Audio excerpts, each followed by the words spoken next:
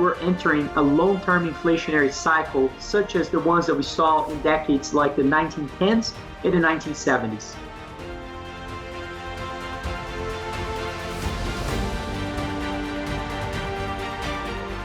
This is Dunnigan Kaiser, founder of Liberty and Finance. I'm now a licensed gold and silver broker for Miles Franklin. Call me directly for the physical gold and silver that you need at the best price with personalized private service from one of the oldest and best companies in the business. For fastest service, just call 1-888-81-LIBERTY. That's 888-81-LIBERTY. And either I or one of my sons and fellow brokers will call you back as soon as we can and understand your needs. Hey everyone, this is Elijah K. Johnson with Liberty and Finance. And with us today is Tavi Costa from Crescat Capital. Tavi, thank you so much for joining us today. Thanks for having me again. Looking forward to this. Now, you've been doing a lot of work with respect to analyzing inflation and where you see inflation heading in the future. So a lot of people are concerned about this because, with COVID, we saw such an increase in the money supply, but we also saw a decrease in money velocity. But as the economy is, ramping back up and things are seemingly going back to normal, there's a lot of fear of inflation, and we're already seeing some of that. So what are you seeing with respect to inflation now and going forward? There are certainly a lot of deflationary forces still in the system. This is always going to be the same. It's never going to be a perfect story for any macro thesis. But what I see is that there are really three key drivers of inflation in running in all cylinders. And if we start with the demand side, it really begins by looking at the savings rate, and especially savings in general, which hit about $6.5 trillion back in March and April of 2020. And unleash somewhere close to $3.6 trillion of consumer spending for the next 12 months.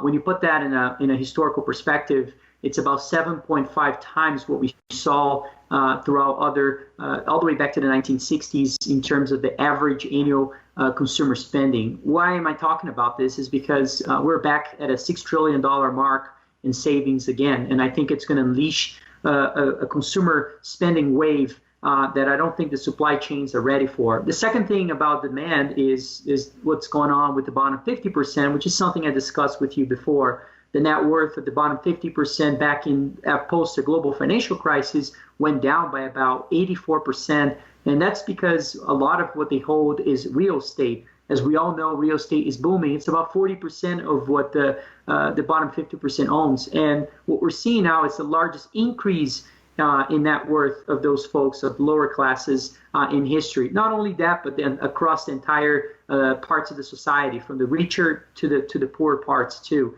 And so I think from the demand side, there's certainly a lot of reasons to believe that that's going to drive inflationary forces higher. Now let's talk about the cost push side, which is broken down. You can break down into two parts: the supply side and the labor side. The supply side is something we've talked about back in 1919, during the Spanish flu, which I still think it's one of the most accurate roadmaps for the macro environment today. What we saw back then was a reacceleration of prices not because of the demand, but really because of constraints on the supply side and the issues of really producing raw materials. Does that sound familiar? We're seeing exactly that today. We put out a report in December of 2020 about this. And this certainly is more of a popular narrative today. Now, what's next? What's next, it really is in the labor side, as especially life or the cost of living becomes more expensive. You should expect that a lot of the workers will start demanding higher wages and salaries. And so we believe that that's it's already underway. And if you look at the labor shortage issues, it has a lot to do, which is something that didn't really happen in 1919, was this fiscal stimulus is really magnifying this issue of labor shortage, allowing our folks to really stay at home and make enough money and not have to work. So inventories are plunging. At the same time, how do you fix that if you can't put back folks to work? Well, you need to increase wages and salaries to make that attractive. That's on the way. I think that's going to be the next part, which is going to squeeze the margins of companies, and we can get into that too. The third part of it is the dilution of money. We don't need to say here that the framework of looking at inflation and labor markets to justify the policies that we have today is completely broken. In other words, if any person with a brain looks at the labor markets and inflationary forces today, you cannot justify being with an $80 billion purchase of bonds, especially treasuries, and another $40 billion of mortgage-backed securities with the housing market booming and interest rates near zero levels. And so in order to justify those policies, you really need to look at the debt situation. With government debt at 140% of GDP, higher levels than even the World War II situation that we saw back in the mid-40s. What I think is the situation is that in order to have those policies, what they really, their mandate really is to suppress interest rates. And that's what creates a really supercharged environment for tangible assets such as gold and silver, as well as a huge part of that. And so those three, inflationary forces running at all cylinders is what makes me believe that we're entering a long-term inflationary cycle, such as the ones that we saw in decades like the 1910s and the 1970s. And with respect to that, like what kind of inflation are you looking for? I know in the 1970s, we saw double-digit inflation. Is that what you're expecting this time around? So, when you look at across the entire decade in 1910s and 1970s, the median consumer prices growth was at about 6% for the entire decade. And so I think we're going to see somewhere closer to that. I don't think we're going to see those issues that we saw back especially in emerging markets. I'm not calling for hyperinflation necessarily. Can that happen? Sure. That's always a possibility. But I don't think the political environment is as bad as we see in emerging markets, even though it is pretty dire what we're seeing here in the U.S. as well. However, I think there's a big difference. You see usually hyperinflation when you have the smart money leaving the country. In other words, large corporations and large capital allocators actually taking their money out of that particular country. We see this in Argentina happening, for instance. We saw parts of that already happening in developments in Brazil, saw that in Turkey. We're not really seeing in the U.S. just yet. But again, I don't need to be right or wrong on that. I think that we're going to be running inflation much higher than what we saw back in the last 30 years. And one reason for that is why we haven't seen the real inflation in the system that most deflationists like to talk about. I think it's a big reason for that is wages and salaries that have gone, especially on growth levels, have actually been in a declining trend for 3 decades or so. I think that's about to change. And that's really going to be the part of the inflationary forces that really is going to exacerbate that and create upward pressure on consumer prices. Now, let's go back to your question. I think that we're going to see higher consumer prices in general. I don't think that that's going to level off like the Federal Reserve believes this to be, especially, the Federal Reserve believes to be transitory. I don't think it's going to be transitory. I think it's going to be, there will parts of it that will be transitory, but we're going to see more permanent issues in terms of the upward pressure on consumer prices. Commodities will be driving that, in my view. Why? Well, we have negative interest rates. It's difficult to find investments that yield more than inflation today. Look at real earnings yield for the S&P 500 is negative, lowest levels since the 1970s. I'm using the bogus CPI number in order to calculate that. You can also use PPI, which is at 9.5% year over year, and it also gets you a minus 8.5 or so percent on real rates on the 10-year.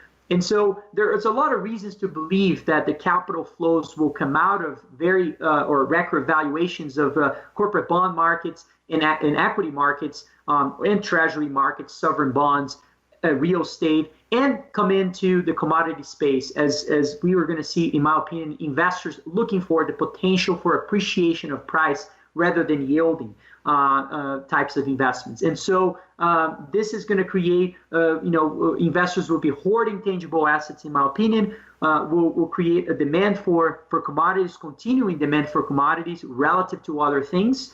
And that should create upward pressure on consumer prices too. So we may see somewhere, along the line of double digits inflation in some parts of the market, but that should be throughout the next decade where long-term inflationary pressures come in. I believe we're going to be well above, maybe high single digits in the U.S. Now, you mentioned the different ways to measure inflation. There's the CPI, which you said was bogus. So what is, in your view, the most accurate way to measure inflation when it comes to just, how it impacts the individual?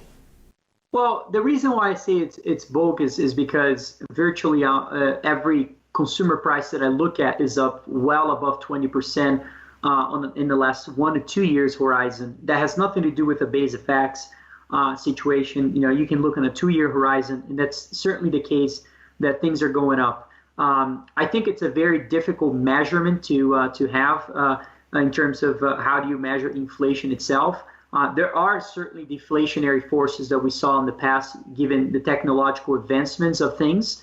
However, that what was driving that was a cheap cost of capital. Cheap cost of capital was exactly what created a lot of these tech companies that have not been profitable. I'll give you a few names. Uber, Netflix, for instance, would never be able to survive in the cost of capital levels that we saw back in the 70s. And so this has created an environment where those companies were able to create services and goods sometimes at much cheaper levels than we saw back in other eras. And I think that's about to change. As cost of capital rises, given the inflationary pressure in the system, we may see profitability become a priority again. And so investors will begin to reward that and will force companies to stop focusing so much in top line growth and focusing more on improvements in the bottom line of their businesses.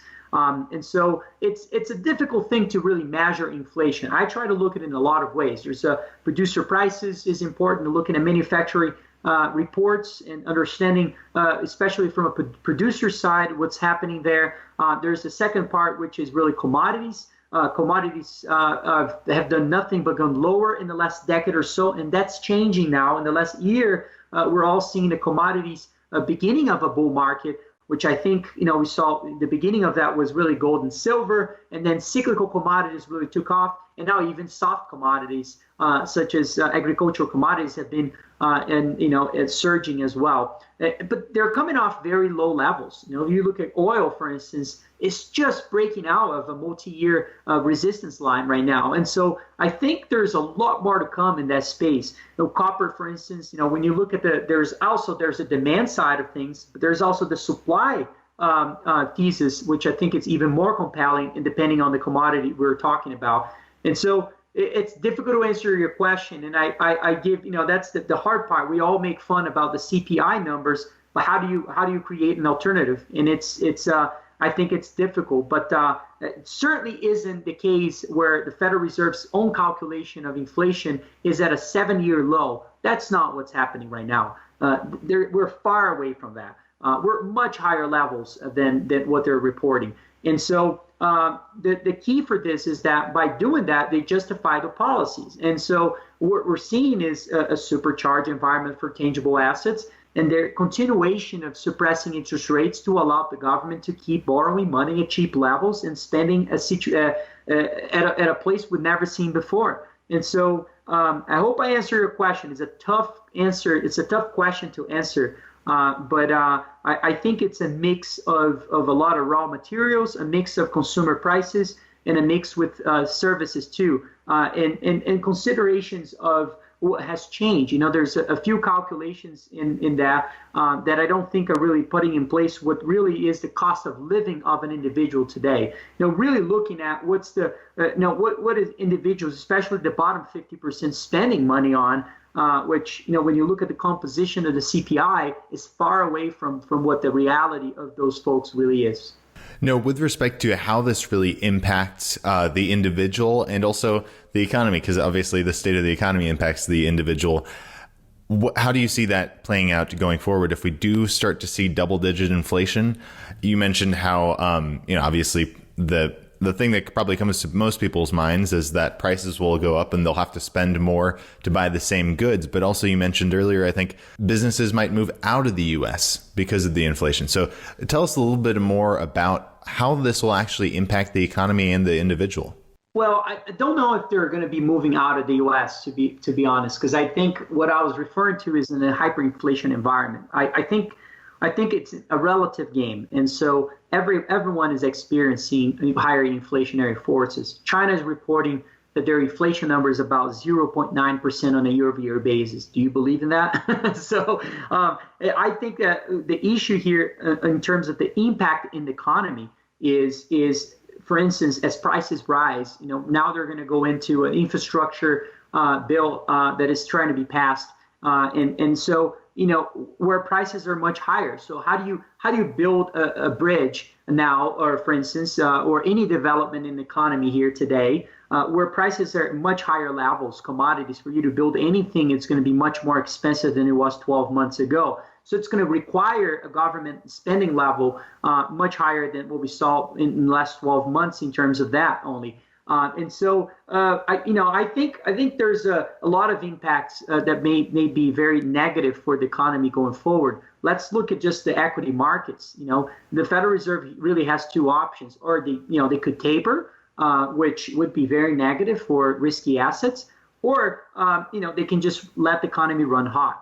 And so how do you justify a multiple of 50, 60 times sales on a lot of the software companies when you have inflationary forces rising? The reason why investors were buying a lot of the tech companies and the growth companies in this environment today is because we had positive deflationary forces in the system. I don't think that's the case anymore. I think that has changed, in the last 6 months. And it's changing more and more rapidly. So, at a time when policymakers are doing nothing about it, they're actually printing more money. They're printing the same amount of money that they did in the last 3 months.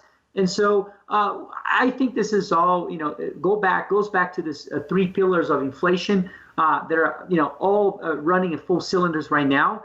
And I think those, it's going to change the landscape of investing. It's going to change how we look at profitability. It's going to change the quantitative factors that have worked in other times. The cyclicality of those factors change over time too. In other words, in the last decade, top line growth, if you're taking market share, that's what investors cared about. The selection of securities in this investment cycle that we had here in the last decade or so, it was all about growing, the top line of a business.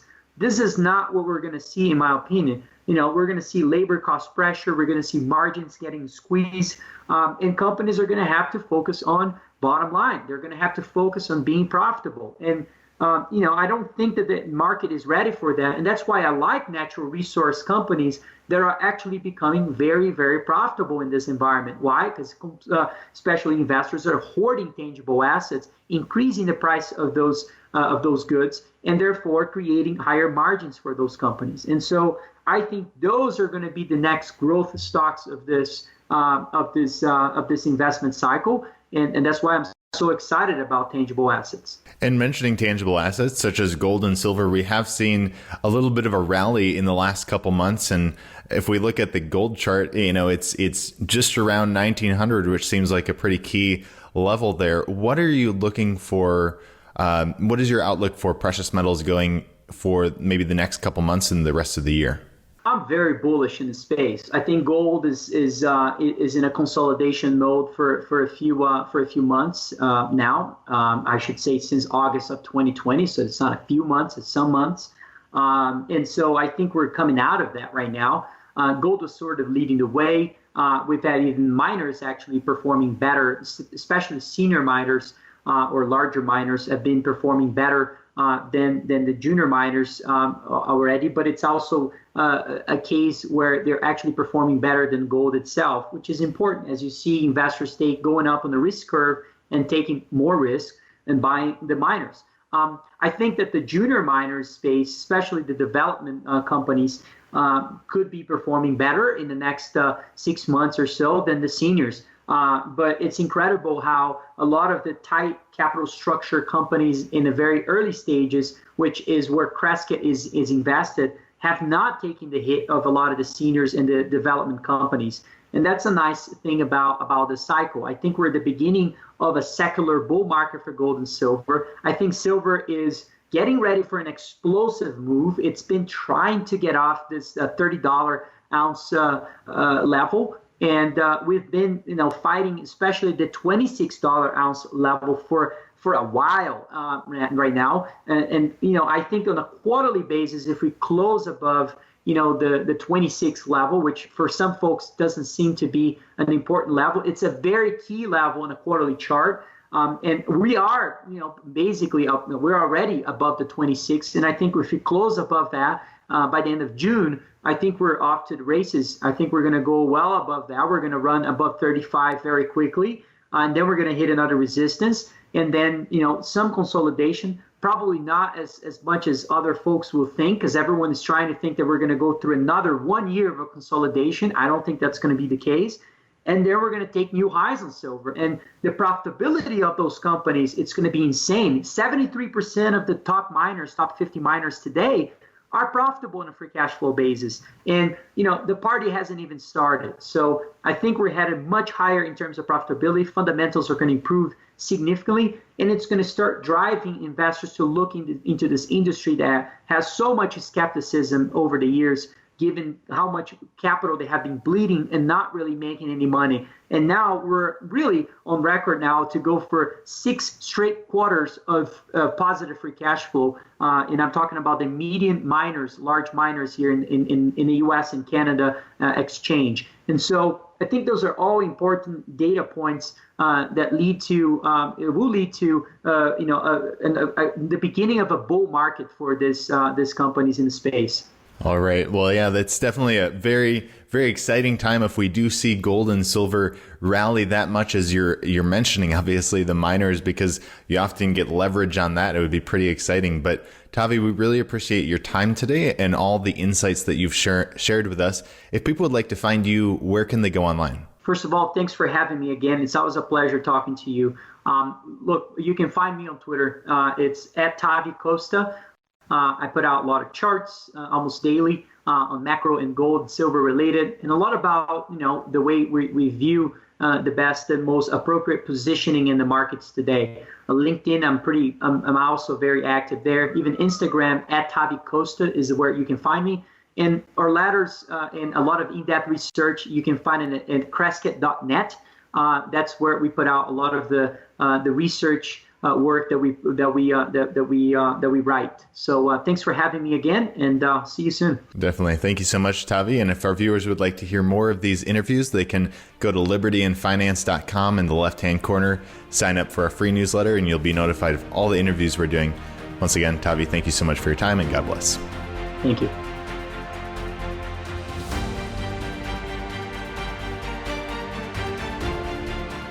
This is Dunnigan Kaiser, founder of Liberty and Finance. I'm now a licensed gold and silver broker for Miles Franklin. Call me directly for the physical gold and silver that you need at the best price with personalized private service from one of the oldest and best companies in the business. 31 years strong, A+ rated by the Better Business Bureau, 0 complaints, licensed and bonded for physical delivery, vault storage, or precious metals IRAs, excellent prices, privacy, and confidentiality. Pay by check, money order, ACH, bank wire, or Bitcoin, satisfaction guaranteed. For fastest service, just call 1-888-81-LIBERTY. That's 888-81-LIBERTY. And either I or one of my sons and fellow brokers will call you back as soon as we can and understand your needs.